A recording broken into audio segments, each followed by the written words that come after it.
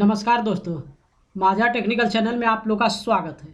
आज इस वीडियो में हम आपको बताएंगे कि नार्को टेस्ट क्या होता है। लेकिन उससे पहले आप समझ लीजिए कि इस टेस्ट को क्यों किया जाता है। नार्को टेस्ट का मतलब सीधा सीधी आप समझ सकते हैं कि ये एक ऐसा टेस्ट होता है जिसके द्वारा किसी भी अपराधी से या फिर किसी भी व्यक्ति से जो फैक्ट होता है, यानी कि जो सच्चाई होता है, उसको उगलवाने के लिए या फिर बुलवाने के लिए इस नार्को टेस्ट का यूज किया जाता है। लेकिन सबसे पहले अगर किसी भी व्यक्ति का नार्को टेस्ट करवाना होगा तो उसके लिए सुप्रीम कोर्ट से इजाज़त लेनी पड़ती है। चाहे उस व्यक्ति का नार्को टेस्ट है जो वो उस राज्य की पुलिस कराए या फिर सीबीआई के द्वारा करवाया जाए। किसी भी स्थिति में अगर किसी भी व्यक्ति का नार्को टेस्ट अगर करवाना है तो उसके लिए सुप्रीम कोर्ट की इजाज़त लेनी पड़ती है। रीज़न इसका क्या है कि सबसे पहले अगर सुप्रीम कोर्ट की बात करें तो सर्वोच्च न्यायालय के द्वारा भी जो नार्को टेस्ट है उसको असंवैधानिक घोषित किया गया है। क्योंकि आपको मालूम होगा कि भारत जो है एक लोकतांत्रिक देश है और इसीलिए जो है इस तरीके का अगर किसी व्यक्ति के ऊपर यूज किया जाता है, किसी व्यक्ति से नार्को टेस्ट करवाया जाता है, तो वो जो है सबसे पहले सुप्रीम कोर्ट से इजाज़त लेनी पड़ती है।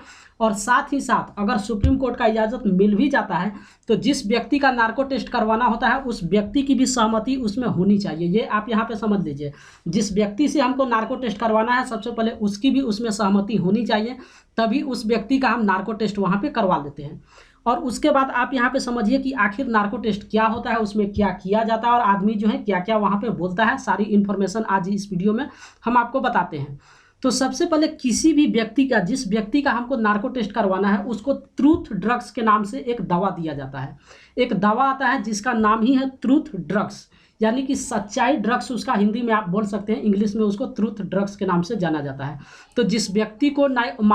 वहाँ पे नार्को टेस्ट कराना होता है उसको ट्रूथ ड्रग्स के नाम से एक दवा दिया जाता है और साथ ही साथ सोडियम पेंटाथोल नाम का एक इंजेक्शन दिया जाता है। जब ये दोनों जैसे ही उस व्यक्ति पे यूज किया जाएगा, यानी कि दवा जैसे ही दिया जाता है और उसके बाद उस इंजेक्शन का यूज किया जाता है,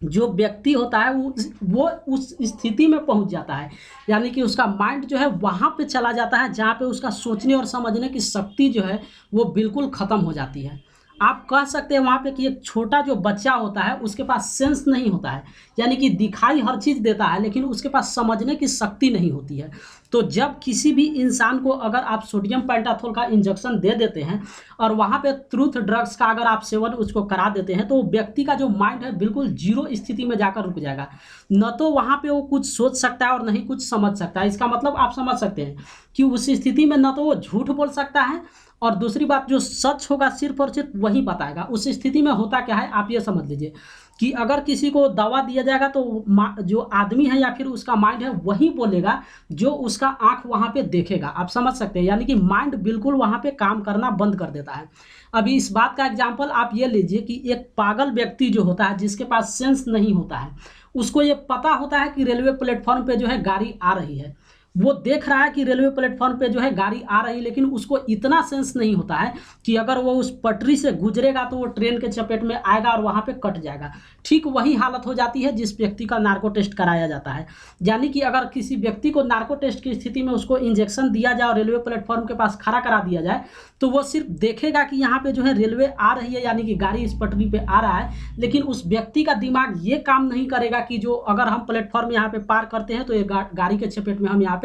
आ भी सकते हैं। इसका मतलब सीधा सीधी आप समझ सकते हैं कि उस अवस्था में जाने के बाद जो इंसान है यानी कि पूरी तरीके से बेहोश भी नहीं होता है और पूरी तरीके से होश भी में भी नहीं रहता, यानी कि बिल्कुल वहाँ पे उसका माइंड जो है न्यूट्रल हो जाता है। इसका मतलब सीधा सीधी हो जाता है कि वहाँ पे जो आपका आंख देखेगा, यानी कि जिस इंसान का नार्को टेस्ट कराया जाएगा उसका जो आंख देखेगा वही जो है वो बोलेगा। अब उसमें उसका माइंड का यूज ही नहीं कर सकता है। इसका मतलब है कि यही कारण है कोई भी अपराधी, चाहे वो व्यक्ति अपराधी हो या फिर उस अपराध से जुड़ा हुआ हो, अगर उसका नार्को टेस्ट कराया जाएगा तो उस इंसान का दिमाग जो है उस स्थिति में वहाँ पे पहुँच जाएगा जहाँ वो पूरी तरीके से होश में भी नहीं रहेगा और पूरी तरीके से बेहोश में भी नहीं रहेगा, यानी कि उस स्थिति में जो है वो वही बोलेगा जो उसका आंख देखे हुए रहेगा। यही कारण है कि अक्सर आप देखते होंगे, अगर पिछले कुछ साल पहले की बात करें तो मुंबई जो ब्लास्ट हुआ था उसमें जो कसाब का नार्को टेस्ट के द्वारा ही पता कराया गया था। कसाब का जब नार्को टेस्ट किया गया था तो उसमें सारा फैक्ट जो है कसाब वहाँ पे बोले हुआ था कि कैसे कैसे उसने प्लानिंग किया था, कौन कौन उसके गिरोह में शामिल था और किस तरीके से ये घटना को उन्होंने अंजाम दिया था। तो यही कारण है कि अक्सर जब हर चीज़ वहाँ पे सबूत खत्म हो जाता है, जब किसी भी घटना का सबूत वहाँ पे नहीं मिलता है और किसी को अपराधी को पता करने के लिए नार्को टेस्ट का यूज किया जाता है। तो नार्को टेस्ट का मतलब सीधा सीधी आप समझ जाइए, कोई वहाँ पे ज़्यादा लेकिन परंतु नहीं है। एक तो वहाँ पे ट्रूथ ड्रग्स जो है वो दिया जाता है और दूसरा सोडियम पेंटाथॉल जो इंजेक्शन होता है वो दिया जाता है। और ये दोनों आप किसी भी नॉर्मल इंसान को अगर आप देते हैं तो उस इंसान का जो दिमाग है वो बिल्कुल काम करना बंद कर देगा, यानी कि न तो वो सोच समझ सकता है और न ही वो पूरी तरीके से बेहोश हो सकता है। इसका मतलब साफ साफ है कि वो इंसान वही बोलेगा वहाँ पे, आप उस स्थिति में उसे जो पूछेंगे वही बोलेगा जो उसका आंख वहाँ पे दिखाता है। तो यही कारण है कि अक्सर आप घटना में देखते होंगे जब वहाँ पे हर चीज़ सबूत खत्म हो जाता है तो नार्को टेस्ट का यूज किया जाता है।